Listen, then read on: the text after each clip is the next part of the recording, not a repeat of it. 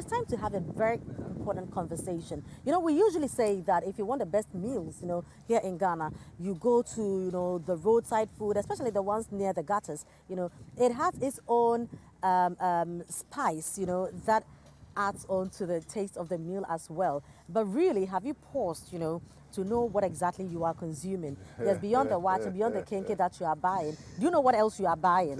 You're only thinking about the taste, but inside you, do you know what you are consuming? This is the conversation we're going to be having. And David. Yeah, no, I just wanted to say that, sometimes what happens is that you find that we've grown up with this idea that, there's in fifth kakra, in one snack kakra. Saliva kakra. So, a little sweat in the food. Now, it may sound disgusting to some people, but for some people, it's very exciting. It's almost like that's what makes the food taste the way it tastes. But there's something interesting about this though, because quite honestly, fufu by the roadside is always nicer than fufu in the restaurant. No, but you see, it's watch not by the roadside. It's not the roadside. I just watch it by the gutter. Always tastes a bit nicer than David restaurant. Watch it. Yeah. It looks like when you add science and calculation to the food, it's not too nice. But when you take salt, then close and you put it in, then you take spice. Frema, because of what you have said, yeah, I'm taking you to my new favorite place. Yeah. No, I'll take you there. It's a date. It's clean, it's beautiful, it's nice, and the food, But okay, I was going to mention a certain day. It is the person pounding the fufu, no. You get it? Besides, you don't see how it's prepared back there, But of course, I mean, if it's restaurants, you want to believe that it's cleaner, it's safer, and all that. But sometimes the restaurant, it's not as safe as the chop bar that we see how the food is being prepared and all that. And really, how come the water by the gutters tastes nicer? No, in fact, as for taste, listen. The one who is cooking has more skills. That's the issue. It's not that it's about the chef, right? It's about the chef. Not about the external factors. but even that, I think that sometimes we don't just have to dwell on the taste of the food. Beyond the taste, what else are you consuming? Yeah. Because even inside the restaurants, where the food per what we can see, is that really what we are getting? Is the kitchen as clean as exactly? What else are you buying? Because you are buying 10 cedis. And we're buying something else too that we can't see 5 cities. You get it? All right, so we have here Dr. Kelvin is joining us. Dr. Kelvin Owusu is Head of Occupational Health and Wellness, Clarence Health International. Doc, welcome. Thank you very much, Frema. But don't you agree with me? Do you understand? That you get to Adabaka, the water, the spoon will fall down. Why is she the No, because I'm used to Adabaka food by the roadside. This question, are you asking me as a doctor, or are you asking me as Kelvin? No, I'm asking you as Kelvin. Before we go to doctor. No, I'm asking you as Kelvin, who probably has gone to the gym and is going home and are thinking of Namidufia, Medida kind of thing, and your favorite joints. Yeah, I mean, you are right. I mean, the roadside food always has a certain appeal, and it makes for an interesting consumption, and even the way it's eating. I mean, sometimes you buy the thing cocoa, and there's a bench just behind the seller. You sit there, and then you just even the bowl, you don't even know where the bowl came from. I mean, but there's a bowl in your hand with cocoa inside. Even the rubber, the opium, then the one fly will pass by, then come and say hello to the food, and then disappear. You still continue. You don't even throw the food away.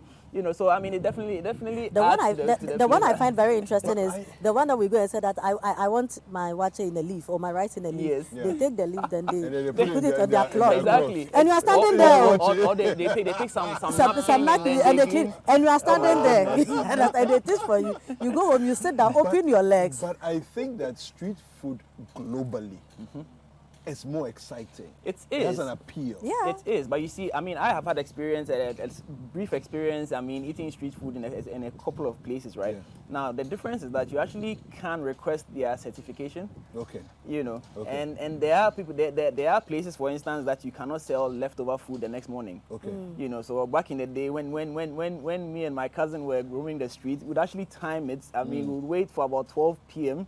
And then go to a particular place because we know that's when they are closing, and we know they can't bring the food the next morning.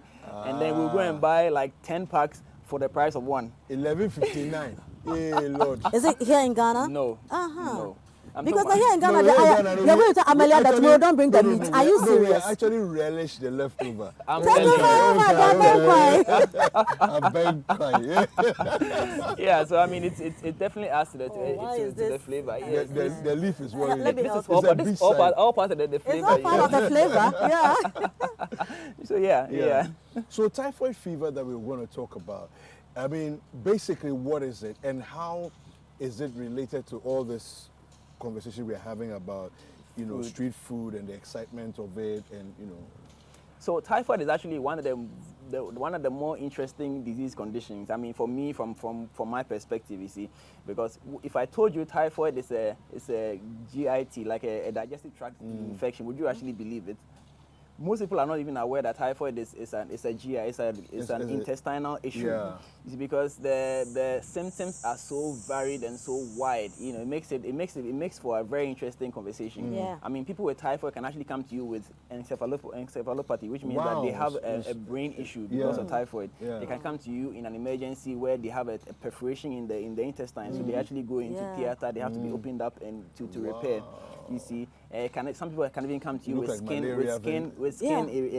breakout. Yeah. You see, then there's the malaria No angle as symptoms, well. yeah. So it's a very, very interesting disease condition, and it's caused by bacteria. In fact, there are two different bacteria, even though they are kind of relatives. Right? One is called both of them are salmonella, typhi. but we have the typhi and we have the paratyphi, and they have different subtypes as well.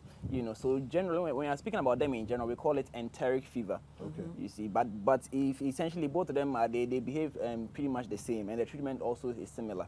You know, even though one is a bit more severe than the other one, but they are all causing the same thing. So it's a bacterial infection, and the reason why we are discussing it in relation to food is that human beings are the only host. You see, in other disease conditions, we've spoken about Lassa fever, we've spoken about other things. They are animal hosts, the animal reservoir, you know, the disease sort of circulates in the animal population, and then every now and then it jumps into the human population. When it comes to typhoid, humans are the only reservoir, which means it actually should be easy to deal with, right? But the problem is that because of the mode of spread, which is through direct spread is possible, but indirect spread is where the problem is contamination. Yeah. Now, it's a GIT, intestinal infection. So the commonest means of spread is fecal oral. And so in medical school, when why are you laughing? In medical school, what we used to what our lecturers used to tell us is that if somebody is diagnosed with typhoid, it means that he or she has definitely eaten somebody else's poop. They didn't put it so nicely, but yes, that's what it literally means. Yeah. In plain English. Yes. So if you are diagnosed of typhoid, it means that you have eaten another human being's poop. And the reason is that the typhoid bacteria is transmitted through the GIT. It's excreted through stool. Let me give a shout out to all those who have had typhoid before. Shout outs. Have you not had one before? Are you for real? I'm serious. It's one of the most amazing things. I'm thinking about it now. I've never had typhoid before. Oh, I don't know if I had typhoid. I was just going to cheat that in. If I think typhoid is one of the, well, anyway, you can tell us about that. If you've had it, I think at that point you will know that you have it. So typically, I mean, it will start like you'd have malaria, but I mean, if you have to come to hospital early enough, one of the classical differences between malaria and typhoid is that the fever of typhoid, we call it a step ladder or stepwise fever. You know, whereas malaria would follow a different pattern of fever, the typhoid fever. So let's say your temperature goes up, let's say 38 degrees, it stays at 38 for a while, and then it goes up 39, then it stays there for a while, then it goes up. So if you had to come into hospital early, and then they start charting your temperature, you would actually notice that step exactly. And that typically occurs in the first week. You know, so it's very similar to malaria in the sense that they all cause fever, they all cause the weakness, they all cause the loss of appetite. You know, so in fact, typically most people will be misdiagnosed as malaria. You know, but then you complete your malaria, your 3-day malaria course, and you are still feeling sick. You know, you'd go back in, and then most of the time, by the time you come in for a review and they realize you are still not well, the first thought is, could this then be typhoid? And then the treatment would start. So they typically the first encounter, you'll be misdiagnosed as having malaria, you know. And then from there, because I mentioned earlier that it's an intestinal problem, After in the second week, then people will now start developing the intestinal symptoms. So they now start having the abdominal pain, abdominal discomfort. You know, sometimes they would have the diarrhea, interchanging with constipation. You know, weird things like that. And if this is still missed, then you are going into the complicated areas where you could have the perforation. Yeah. You know. Now the thing about the typhoid is that the attempts at fighting the typhoid, you know, there are white cells, there are military camps in the intestine as well. Interestingly, it is these military camps that the bacteria decides to go and sit in there and begin to multiply. Wow. You know, so they are called Peyer's patches. And it is actually in these areas where the perforation tends to happen. You see, so typhoid is it's one of those sneaky infections, because it literally knows that this is where the white cells are, and that's where it's going to hide. You see, and so then they come in with the more emergency situations like the intestinal perforations. Okay. You know, and that can kill you. I mean, it would kill you before the typhoid itself you know, kills you. So it's an emergency, and nobody with the typhoid, if you come to the hospital with a perforation, it's literally see you in the next 1 hour, you are in theater. Wow. That's how fast we have to move. The only issue is that because there's an ongoing infection, then there needs to be additional precautions so that even after the surgery has ended, You need to treat. exactly. You see, now the challenge for a lot of us medical practitioners is that most people never come for follow-up. So you came in and you were diagnosed as malaria, like I said. You know, because we are in a resource poor setting, so we don't naturally have all the resources available to, you know, let's say do a lab test before we treat. Yeah. So oftentimes most treatment is empirical. So you come in based on the symptoms. You know, you will start a treatment with the hope that you come back for a review, by which time hopefully the labs are ready, and then we can take it to the next level if there's a need to. But most people never come back and eventually end up with the perforation. And we've lost so many lives because of this thing I'm describing. You see, because the operation, not everybody can do it. So it has to now, referral has to come in. And you already know, I mean, I don't need to tell you the challenges of referral systems in this country. Either the road network, the ambulance system, delays all over the place. So, I mean, reviews, I cannot overemphasize how important reviews are, you know, especially when it comes to this typhoid discussion. So when you say perforation, are we talking septicemia and Well, things like that? It could result in septicemia. I mean, the thing is, when there's a perforation, it means that the intestine is a tube. It's a long tube starting from your throat all the way to your anus, and it has different portions. So the stomach is part of the intestine. We have the small, the large intestine.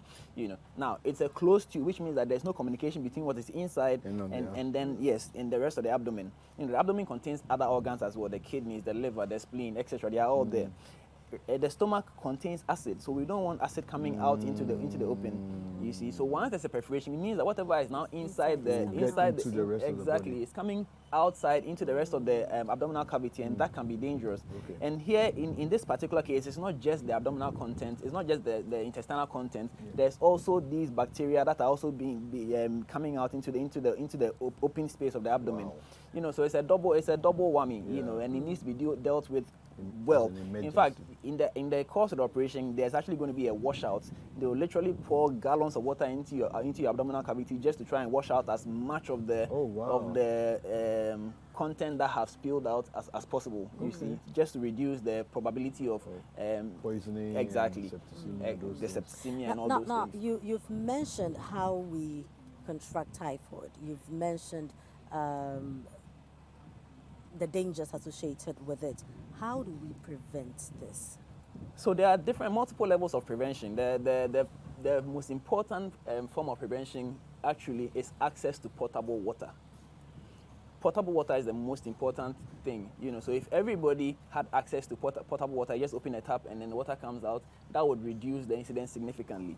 And having said that, we also have to understand that even though you might have potable water, it doesn't mean the water coming through the tap is safe, because there can be leakages and openings along the way, such that especially after rain carries a lot of junk, and then it now comes to settle in the areas where there are leaks, so then it gets into the system. So potable water is important, but an intact pipe system is even better, so that there's nothing from the outside going inside. So that's one. Number two, we need to also manage overcrowding. You know, overcrowding is also another major issue that causes easy spread. And because the area is crowded, if I have it, it can easily spread to the next person. So overcrowding should also be managed. Then there's vaccination actually available. Now, it's available, but whether it's accessible or not, that's another discussion. because there's a cost to it, and accessibility across the country is a challenge. So even though it's available, if you actually wanted it, you would get it, but it's not as accessible as it needs to be. Then there's also the element of the food industry. Now, technically or on paper, all the local assemblies actually have responsibility over all the food vendors, whether they are on the street or they are restaurants or whatever. So every food vendor is supposed to carry a certificate to indicate that they have done the necessary testing to give them the clearance to actually sell food. Now, many of them don't have those certificates. And even if they have it, they are not sticking to the rules. So there are people who actually have typhoid who are still cooking and selling and spreading the disease to other unsuspecting citizens. You see, so a lot of people who actually catch the disease actually got it from a food vendor. And the challenge is most of them cannot even tell which food vendor they got it from. Exactly. So it makes it even more difficult to trace. You see, so that's the challenge. So if the assemblies are up and doing, we should actually get this under control. So I did mention that elsewhere you can actually easily inspect people's certification. Yeah. Every food vendor should actually be made to display their certificate. The certificate typically expires after a year. So every year they are supposed to go and get tested and come back with a new certificate. Now, the challenge with typhoid is that even after proper treatment, a few people would still remain chronic carriers. Yeah.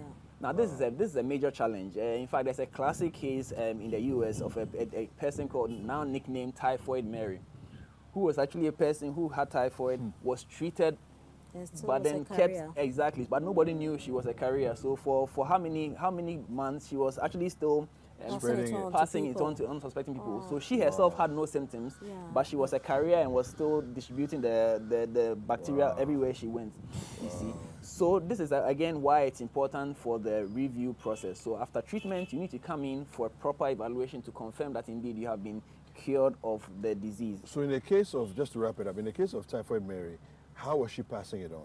Would it be through her breath? Would it be, how was she passing? I mean, it's still the same thing. I mean, this is quite a long time ago, and the transmission information was still not known, not too clearly known, and she was in the exactly. So hygiene was a problem, and she was transmitting it, through her poor hygienic practices, So it is, and you see, the thing is, once you become a chronic carrier, the solution is surgery to remove your gallbladder, because that is actually where the bacteria goes to hide. And because the gallbladder is kind of shielded from the rest of the body, your treatment by mouth or even by injection does not typically get there. So the solution is to actually remove the gallbladder. And so once we need to check if you are still expelling the bacteria, and the only way to check actually is through a stool test. So we'd have to run a stool test. So ideally, all the food vendors actually need to do a stool test every year. But you can't do blood, like you go to the pharmacies, you test for malaria. You can't do that for enteric fever. You can, but I mean the gold standard actually is to go to the source, and the source is that it's in the gut. So if it's in the gut, let's test something that comes out of the gut. Then we'll know for sure if it's there or not. But you can indirectly determine that, yes, there's typhoid or not through a blood test. But the gold standard is the gold standard. Doc, with typhoid fever, they will keep coming back. But let me just chip this one thing, because a lot of people have been treated for typhoid in the past, and they keep going on, and my typhoid has come. Now, typhoid is an infection just like malaria. You treat it, it goes away. So it's not a disease that's going to stick with you and come every now and then. No, it doesn't work like that. Exactly. It is not your typhoid. Your typhoid carry it when you are dying, bequeath it to Exactly.